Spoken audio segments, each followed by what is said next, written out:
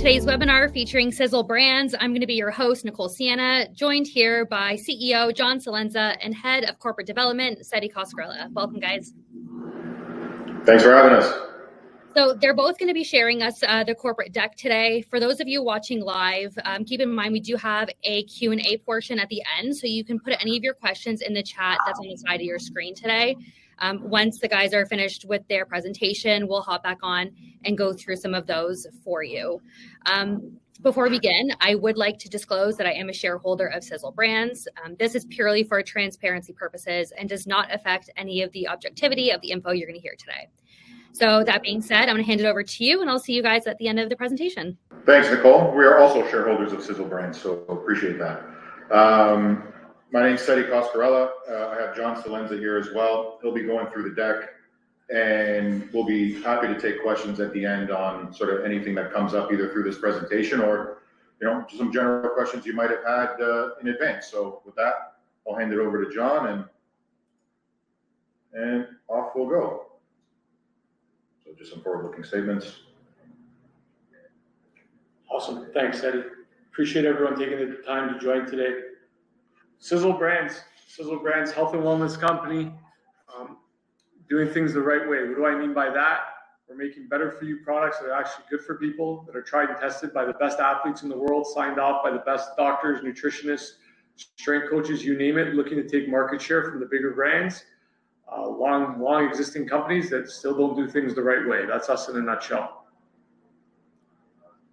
A lot of our executive team comes from a BioSteel background. That was a company that I previously co-founded. And what we've done with Cizzle Brands is we brought in some of the people that were around for the early days of that worked at the business until the acquisition of that brand. And we brought in some new healthy experts to help us along the way as well. So a lot of those initial team members are once again with us for this venture.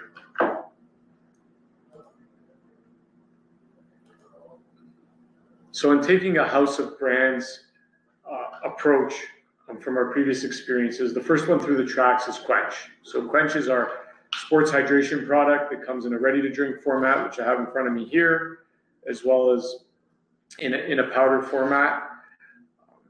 Andy O'Brien, who is Sidney Crosby, and Nathan McKinnon, who's featured here as strength coach, longtime performance coach actually since they were teenagers, traveled the world, met with over 100 different teams and organizations, their dietitians, their doctors, their trainers, everyone from Real Madrid to the LA Lakers, and talking to them about their hydration needs, products, what they were using, what they were finding, and that's how we came up with our formula. So a lot of R&D went behind that.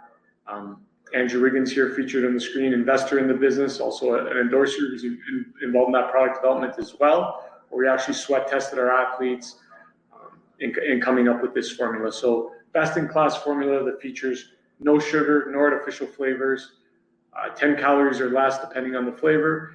And obviously, as you can see here in the eco-friendly Tetra packaging, that's not only for the Nathan McKinnons or Adriano Leons of the world, but we can be shared by our kids as well. That child in particular is one of my cousins, actually. So in coming from the background that we do, very familiar with the hydration space, Prime, Moss, the new Messi drink, Body Armor, which just picked up the NHL deal, a lot of, I guess, newer entrants into the market than you can say over the last couple of years that have captured some serious market share. First and foremost, we have a far superior product.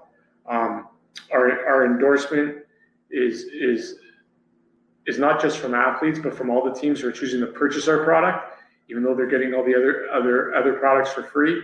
And by the day, due to this product efficacy and word of mouth spreading so quickly, we are already elevating the game and picking up distribution by the day.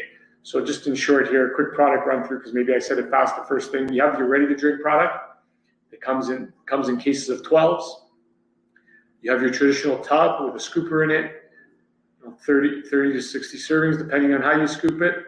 And then we have our single serve sachets that come in the 10-count box across a variety of flavors. So depending on the retailer, you'll see these different SKUs in different places.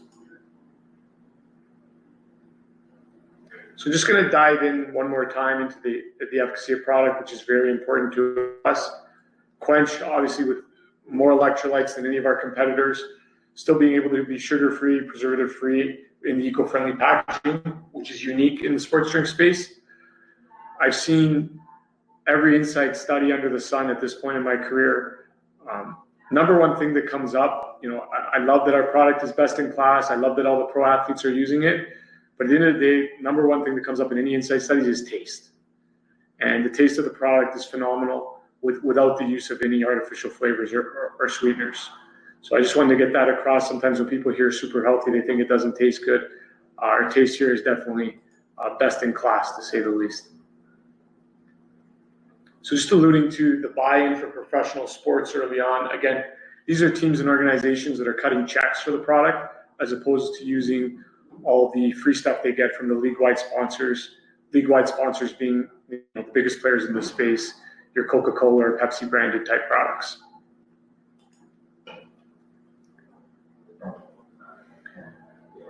So for us, it was important to dive into the community, in particular the grassroots community. So when you're speaking to millennial parents with Gen Alpha kids, it's an interesting mix because the child wants something cool that they're seeing on YouTube or Hockey Night in Canada or ESPN, something that they can gravitate to and something that they can identify to as it comes to a brand. They want to go to school and feel special while holding that bottle. And for the parents, they want their kids to be happy, but they don't. For the most part, they don't want them consuming crap, for lack of a better term. So what we've been able to do with Quench is we've really been able to get into that young consumer with our brand, our social media influence, but also give mom and dad something they can sign off on that it's actually good what they're putting into their bodies. And what's cool here is, a lot would happen with let's take Prime as an example, a brand that, was on fire with the Pauls endorsing it and the Mr. Beasts and all them of the world, was kids thought it was cool. But when mom and dad figured out what was in there was a massive crackdown on that. And then their coaches started cracking down as they played at higher levels, the schools, what have you. So, that's a prime example of something that was, you could kind of liken to, I don't know, Von Dutch hats, where it had a quick splash and a considerable fall from grace in a short amount of time here. So for us, we're definitely built to last. In North America, we have over 500 grassroots teams and growing by the day. And we're also really integrated into the dietitian and nutritionist community as well. So it's not our goal just to be selling to these Gen Z, Gen Alpha consumers, but to be a part of people's pantries as well, which we're finding is mom and dad are like, wow, my kids really want this, and it's great for me as well. So that early adoption has definitely helped our velocity so far for the shelves that we are on. So you want to add to that? Yeah, I mean, one of the things that I found, even in dealing with the whole pool of investors that we've got, a number of them are actually pro athletes that play either in the NHL or overseas. And every time I ask them, I'm like, okay, guys, do you drink Gatorade or Prime or any of these products? And they're like, hell no. Regardless of whether they're actually endorsing the league or not, and they have to hold a bottle that says Body Armor, they're not drinking it. So I say, well, what do you guys drink? They're like, we drink what our trainers tell us to drink. Long gone are the days when you would see Doug Gilmore coming out of Maple Leaf Gardens with a cigarette in one hand and a Bud Light in the other. These guys are finely tuned machines, and they only consume the best-in-class products, which is why when we were developing this, we went to the best-in-class trainers like Andy O'Brien to help us formulate this product so it's something that athletes want to drink, not something that they get paid to drink. And that goes back to the previous slide. When you see all of those teams, they're buying product from us. There's no team on earth that can't get Gatorade for free. They don't drink it. They don't want it for free. They want products that they're actually going to consume that are going to assist in their performance. And that's what this is. And, kind of likening to that sort of ladies' feet stick thing, we make a product that's good enough for an athlete, but, great for individual kids to consume as well. Am I allowed to answer questions as we're going here? Is that okay? Spencer had some questions. Is there any plan to make a pre-made protein drink? There is one in R&D, Spencer, to answer your question. I tried it Friday. How do your first 6 months of sales compare to first 6 months of BioSteel? That's a great question. Spencer, when we did BioSteel, we had $50,000 in the bank account.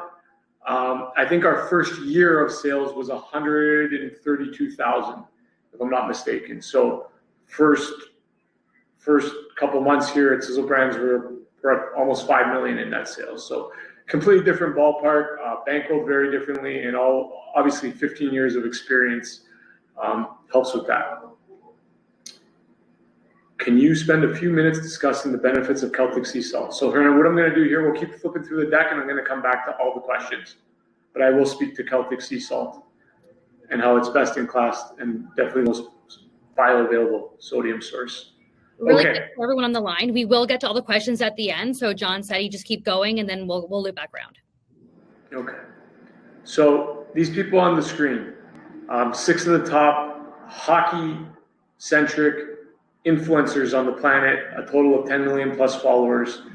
So when we were thinking of growing the brand and putting our plans together, one thing that we did take from the playbook of other brands was this growing YouTube community.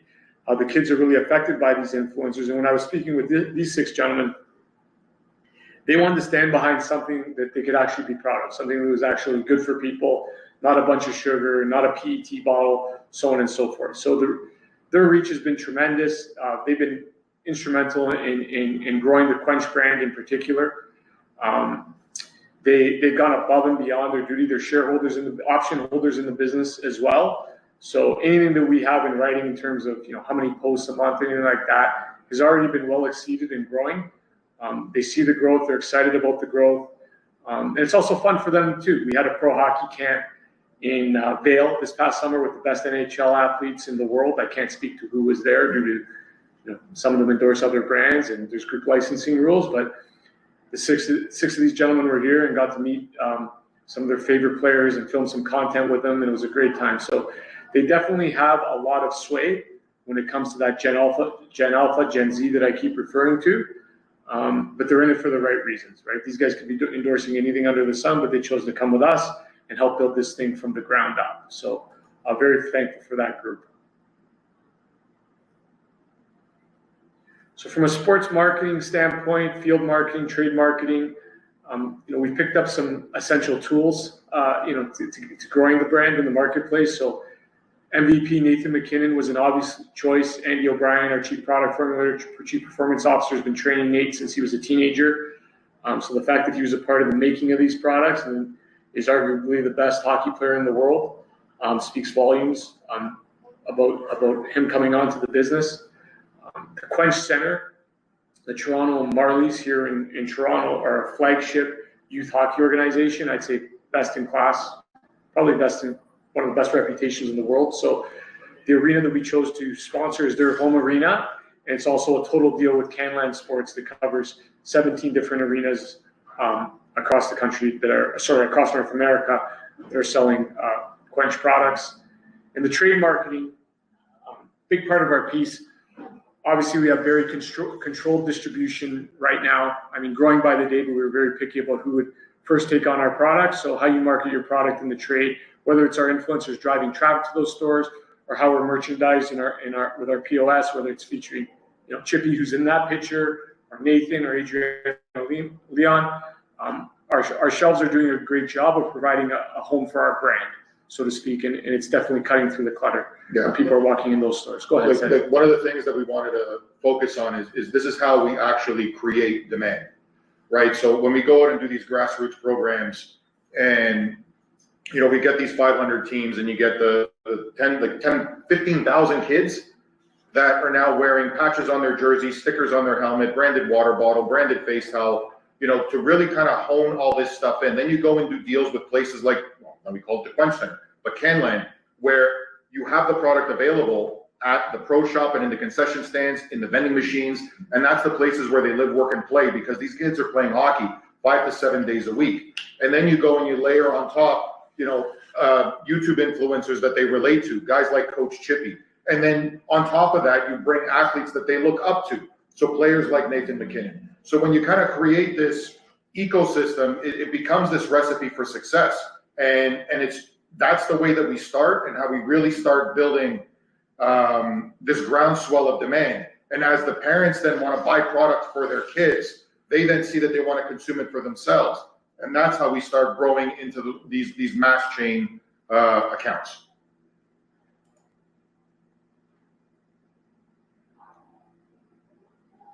So the sports drink market is definitely a growing space globally. I mean, it's been growing. I've been in the business now 15 years, and we see year-over-year growth every day, which encouraging for us. Yes, the category is growing. Yes, our sales are growing, but something that's not in this slide that I want to touch on is when I'm thinking about the sports drink business globally, and one of our advantages is being in these Tetra Paks. You know, I remember negotiating a deal with Bayern Munich back in my previous life, and the only reason we were at the table was because Alphonso Davies and a bunch of the athletes on the team were consuming the product, but they wanted to be in the Tetra Pak. They wanted to move from PET. And I heard that across Europe, and I'm noticing that with a lot of the pro teams in California right now as well. Absolutely. When they're looking at sponsorships, they're kind of trying to get away from those partners in the PET bottle. And you're seeing it on the shelves where a lot of PET bottles are actually coming off the shelf simply because they're in PET. So not only is the category growing as a whole, but in particular, it's growing for the type of packaging that we have. And that packaging is considered innovation by a lot of the buyers in the space, and that's what they're looking for. So when you're looking at the product, and I know we touched on this early on, and maybe I'm just going to hit up Hernan's question here because he asked to talk about Celtic sea salt. I won't get into the whole science and experiment of it today, but what people need to realize is an ingredient isn't just an ingredient, right? Salt is not just salt, right? There's a difference between Celtic sea salt and the salt that some people put on their French fries. Salt, yeah. Exactly. There's a difference in the type of magnesium that we're sourcing and our competitors are sourcing. There's a difference in the type of potassium that we're sourcing and compared to the type of potassium our competitors are sourcing. What this referred to is bioavailability. So what that means is, in a nutshell, is that what you're putting in your body is actually working, and it's going in the right areas to get that work. It's digesting quickly and becoming actively available for you. So it's not always apples to apples when you're comparing, basic things like sodium. To Hernan's question there, we can move off the slide. Yeah. Tetra Pak, yeah, we've already touched on there. The innovation pipeline. So our protein products under the Quench brand, very similar to the sports drink, best in class. Protein has very much become a commodity these days. Let's face it, right? I mean, who doesn't have a protein shake in the morning? There's all kinds of brands providing different types of price points. At the end of the day, there's no magic here. It's just best in class ingredients, simple, no additives, no preservatives, giving you a clean protein. Right? I'm not going to pretend that we're solve some special experiment with our proteins, but I will tell you that they're absolute best in class ingredients, clean, NSF certified for sport. Spoken. So here we go. So Spoken. So our team, our community that Setti and I keep referring to, of these dietitians, these doctors, these strength coaches, who are they, right? So there's, I won't get into all of them, but there's Carl Bergstrom, who trains Steph Curry. There's Andy O'Brien, who trains Sidney Crosby, Nathan McKinnon. Dave Lawrence, who trains Aiden Hutchinson, who's trying to come back for the Lions if they make it to the Super Bowl, that was leading the NFL in sacks, so on and so forth. Dietitians from everyone from the Golden State Warriors to LSU football. So we put everyone in a room and we said, okay, let's come up with the best supplement products in the world. And what excites me about this is, and don't get me wrong, these are super expensive, best in class, all NSF certified for sport. But what this does is this acts as not only do we have sales revenue coming from this, not only does this get us into the most prestigious locker rooms in the world, but it acts as an R&D pipeline, right? So let's go back a little bit here. So protein, back in the day, protein was for bodybuilders, and hey, is that associated with steroids? Now it's basically a commodity, right? Greens, is that for Popeye the Sailor Man to pop his spinach before he kicks into action? Boom, then there was the AG1 phenomenon. So we have products in this portfolio that could become mainstream products very, very, very quickly. Like I can tell you, our Sleep Builder product, for an example, is being consumed by the best athletes in the world. And don't just take our word for it. People are putting on their Apple watches, their Garmin watches, and that show the recovery on their sleep. The Aura rings, thank you, Setti. And the chart of green that shows the recovery when you're on our product as opposed to not is absolutely unbelievable, right? Our greens product, best in class. For those of you who don't know, I'm sure a lot of people are familiar with, the AG1 phenomenon. It ended up being a hoax. There was just a bunch of ingredients in there that not enough of them actually did anything for you. So we've created a best in class product. It's already replaced that in the pro sports space. Yeah. And now we're green, but that's about it. It was green. That's about it. And we're looking to replace that now into the more mainstream audience space as well. So a very exciting line. US focused to start, a lot of B2B business with the US, we call them points of sweat, but you're more, not you're high-end gyms and more intimate training settings. So the Snack Stars brand is something that's ongoing in our R&D. Speaks to the spirit of Cizzle Brands. We want to provide better for you products, not only for our children, but for us as well. Still a little ways down the road, but something that we're working on daily on the R&D pipeline for sure. Financials. All right. Sid, if you want to talk to everybody. Yeah. So when we take a look at how the business has actually performed over the last 6 months, so we've reported, our year end is July 31st. So we've reported Q4 from last year. We started sales in May, and we reported Q1, which is August, September, October. In those 2 quarters, we've generated $5 million in sales, and we've got a gross margin of 60%, which in this space is unheard of. I think it speaks to the value that the brand is able to maintain on shelf. It speaks to the pricing power that we have, and it speaks to just the great team in terms of sourcing the product and making sure that we're able to deliver this kind of a margin. Can I add to something to that, Setti? Absolutely. So in my experience in this space, the biggest takeaways for me here is, listen, I've been at this 15 years. Our team's been at it just as long, if not longer. When you have relationships in this business and you've done right by people, you're going to get shelf space. But the ultimate test of a brand is, are you going to get velocity when you get on those shelves? And are you going to be able to uphold your everyday price point? So the most encouraging part that I've seen about our sales so far, because yes, we have those relationships, obviously, to get on the shelves based on our background, but the velocity in the retailers that we're in are staggering. And someone referred to that other company before that I co-founded. The velocity that we're seeing in the retailers right now are more than what I saw at the peak of that other brand when I was there, and I was there for the peak of it. So what were the sales in that other brand? We're not going to get into that, but the velocity is there, and it's not on discount sales. We're upholding our everyday price point, and we're selling at that. So when we take that data and we go present it to the next list of retailers that we want to be in, it doesn't matter what my relationship or not is, the data speaks to the truth. And they see that and they monitor it in the marketplace. So from all the sales, yes, great that we have millions of dollars in sales right away. That's awesome. But it's the quality of those sales that I really want to call out here that's most encouraging for me and the team as we go to expand our distribution here. Sorry, Sid. No, so listen, I think that's perfect.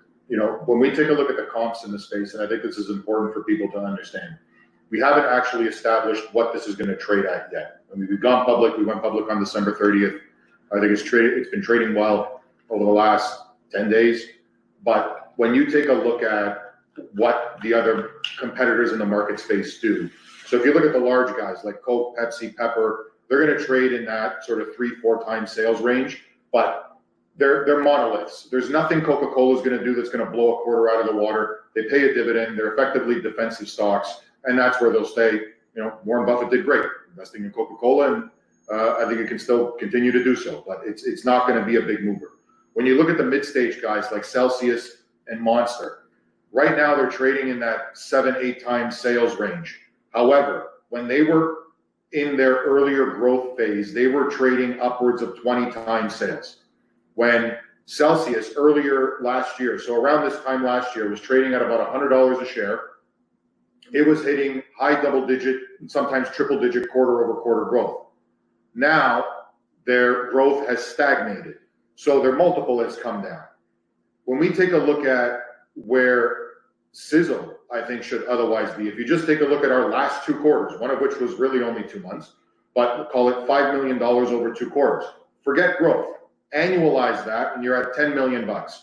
I think conservatively, this should be trading at 10 times sales, if not greater. So for me, I would look at this and say the company ought to be worth, especially with a 60% gross margin, ought to be worth 100 plus million, and that's assuming no growth. I think we're going to have some growth, but just keep it as a flat line, and I still think that we're well undervalued.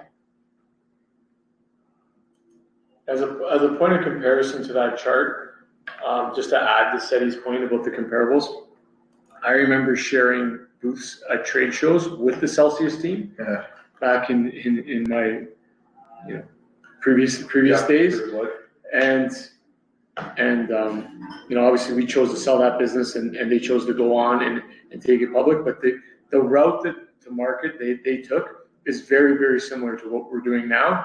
Obviously, it's many years later, and there's different ways to go down the path, but their growth and how they did it, first being that kind of energy drink, not that we're an energy drink, but that energy drink into those exclusive points of distribution, the high-end gyms, all that, and then taking that to retail is very similar to the playbook that we're following. Obviously, with 15 years of learnings from that playbook, but it's interesting to see where they ended up, and the fact that we used to share a trade show booth together, and I saw the early days of that product. Okay, so Nicole, that brings us to the end of the deck. I think I've indirectly answered all the questions that were on the right in the chat, but happy to go wherever you want with this. Yeah, that's okay. Thanks everyone for putting your questions in the chat here. We have lots to get through. You guys did just mention you have about 60% gross margins. Can you talk to a little bit about what the average is for a CPG brand? So that 60% now, I will disclose, as per IFRS accounting principles, that doesn't include outbound shipping. But even with outbound shipping, we're still about 40%. So the gold standard in our business is anything with a 4 in front of it. If you can be from 40 up, that is the complete gold standard when you're looking to the valuations that Setti was alluding to a couple minutes ago. I learned that from the team at Goldman Sachs New York, who are very schooled in the M&A space when it comes to beverage, CPG. And beverage in particular, on CPG. And so many companies struggle to be there in their 30s. So we've actually already made some very strategic moves when it comes to our outbound shipping via DSD network that we have here that we been testing out, and that's all I'm allowed to say about that. But we're very efficient in how we're getting our product to market for sure. Okay, great. We do have a question from Manisha here. They said, I've seen the NSF certified sports stamp. Will you be pursuing the informed choice certification? It's a tough one.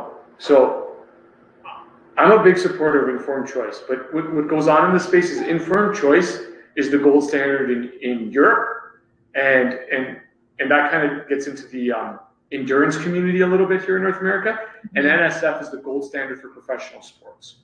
So right now we're just focused on NSF because our business is predominantly in North America, and that's the goal. You can't sell a product to the NHL or the NBA if it's not NSF certified for sport, and to the pro teams that we're selling to in Europe, they're fine with the NSF certified for sport as well. Now, I love informed choice because I believe the testing to be rigorous and full transparency. It's cheaper than NSF, but North America is currently governed by NSF certified for sport, so that's what we're going with. Okay. Hopefully that answered your question there. You guys have a lot on the pipeline here, lots of R&D. How are you balancing and prioritizing R&D and expansion and distribution? Yeah, it's only stuff that makes sense right now. So, we didn't want to put everything under one brand, right?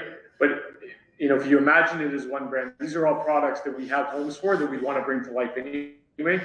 We're just doing it under different brands for less confusion in the space. Again, relying on our experience. When you're selling Quench to kids and families and being a part of people's pantries, if there was aminos plus ATB from Quench, that kind of confuses the consumer, right? So that's why we've come up with this house of brands approach to really differentiate between the product lines. But at the end of the day, it's still going into the same distribution streams, in the same warehouses, sold by the same salespeople, just under different brands to provide those points of distinctions for our consumers. So everything's still being done optimizing our SG&A and at economies of scale. Okay, and I mean, speaking about your operations too, you have a lot of your packaging and your facilities in Buffalo and in Aurora, Ontario. How are you guys managing your operational costs?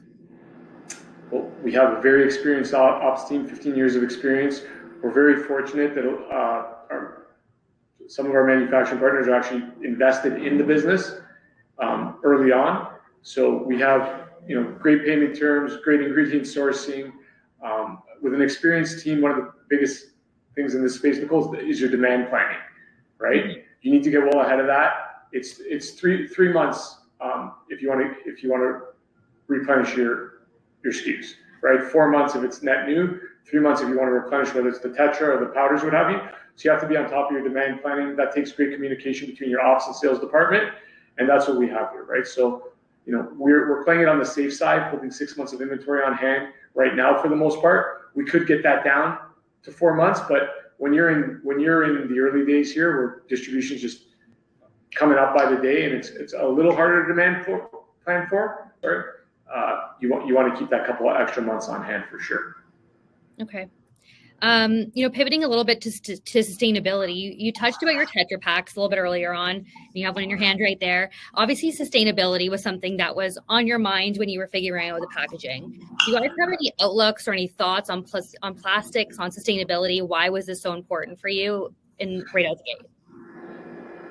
Nicole, without getting into all the political issues about it, I'm going to give you two simple ones. One, my kids are coming home from school and talking to me about plastic bottles in the ocean.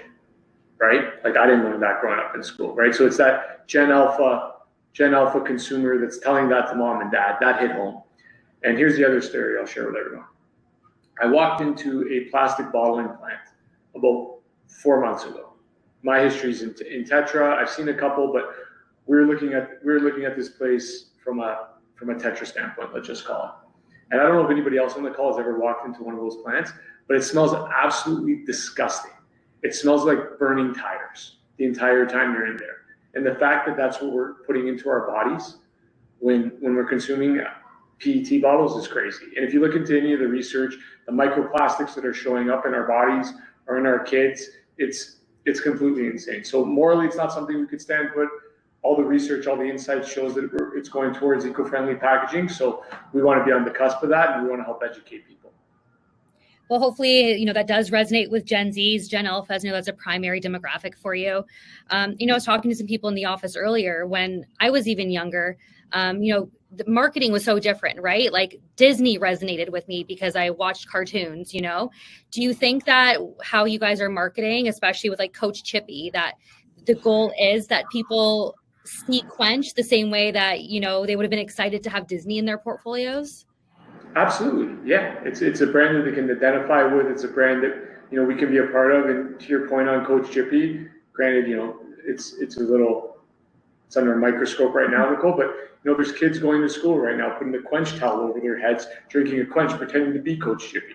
Yeah. Right. So, there's kids out there imitating Nathan McKinnon and, putting in a request to our info line for a Quench jersey so they can look like him in a certain ad. So, to your point about those Disney characters, those are aspirational characters in our lives when we were growing up, right? And, now these Chippies and Nathan McKinnons, saying them in the same breath, very different people, but, still both aspirational and something that people want to be a part of. So, yeah, Quench, we're trying to build an aspirational brand here for sure, and those characters help support that. Okay. For whatever it's worth, like my son, he's 11. He came home the other day, had a couple of friends over, three of his buddies. Every single one of them had their backpack decked out in Quench stickers. Yeah, the kids want the Quench stickers on their helmets. Like they want the brand. We have Todd Herman, Nicole, who's Kobe Bryant's mental coach. He actually coined the whole Mambo mentality. We're doing a big series on that now. I was talking to him yesterday. He's a board advisor to us. And he said he's out in Kelowna, and he said to me, John, my daughter's friends come over the house, and I always quiz them. Do you want Prime? Do you want Body Armor? Do they want Quench? And right now you're batting 1,000, right? So I think that just speaks to the aspirational testament about those characters that you were touching on a little earlier. Mm-hmm. It's nice to see, and you guys touched on it too, that you started grassroots. So, here in Ontario and all the other programs that you're running, I think it really does resonate at a younger age, and hopefully those parents see the value in it too with the rest of the marketing you've been doing. So, I think it's all good stuff for you guys. Another question that just came in too, more about the Tetra Paks, but does having the Tetra Pak already give you a competitive advantage if Trump/Kennedy make everyone switch to sustainable packaging? I know you didn't want to get too into the politics, but what are your thoughts? Oh, that was very nice of Seb to send us a layup. Yes, it's a huge advantage. I mean, they're already pulling plastic bottles out of obviously pre-wildfires, but out of California, like our sales rep out there, Justin, he's calling me like, guys, this is crazy. They're pulling PET literally off the shelves here, right? Yeah. I'm talking, I don't know who's traveled to the West Coast anytime recently, but Air One Markets is like the gold standard of health and nutrition markets out there, and those are different places that it's occurring. So we're definitely ready to pounce, Sebastian, if that were to come into place. Mm-hmm. What about the boomer market? Do you guys have any plans on kind of appealing to them a little bit more? We're going to appeal to a certain type of boomer, and it's that boomer that wants to stay hip and wants to stay young, right? So, I mean, granted, most boomers still cut their lawns in Nike shoes, right? And that's just and that has nothing to do with them wanting to play one-on-one. That's just a testament to the brand. So, I think when you do create, the types of aspirational brands that we do with Quench, and the boomers want to see what's going on with the young folks still have you. I definitely think that we can appeal to that demographic. And at the end of the day, what's the number one interest of boomers right now, right? You can see it anywhere, is longevity. Yep. And when you're creating better for you products, especially post-COVID, right? Everybody dove into their health and wellness and wanting to live longer. So, those with the disposable income to do it, that want to get into, better for you hydration products. So I won't go too science deep, but I mean, as you get up there in age, you got to worry about different things like urinating properly and on a regular schedule. And it's even harder to get to sleep. So we definitely have products that appeal to them. But again, growing an aspirational brand that they'll hear about, and the efficacy of our products will hopefully be something that they want to spend their disposable income on as well. I mean, only if they want to live longer, though. Well, hopefully. Another one from Sebastian here. With the company's current rate of growth, how quickly can you scale as purchase orders come in? How quickly? Well, so with 6 months of inventory on hand, Sebastian, that's why we're doing it, right? We could be a little, more cutthroat with the cash, let's say, and hold a less inventory on hand, but we don't want to do that. So we're able to scale very quickly. I'd say 2 to 3 months of extra inventory on hand right now at all times, and we can turn that around in 90 days to make up for that 2 to 3 month gap. So you hit them with the 2 to 3 months that you have on hand. By the time they're out, your product's already made. And part of the the magic in having your manufacturers as investors in your business is they're vested to see you succeed, right? So definitely able to scale right now, Seb, as the orders come in. Awesome. That is about all the questions that I have from our live chat today. Are there any final thoughts from either of you? Anything we didn't cover? Any last, thoughts for the people watching here live? So I think 600 to 1,000 doors by the end of the quarter.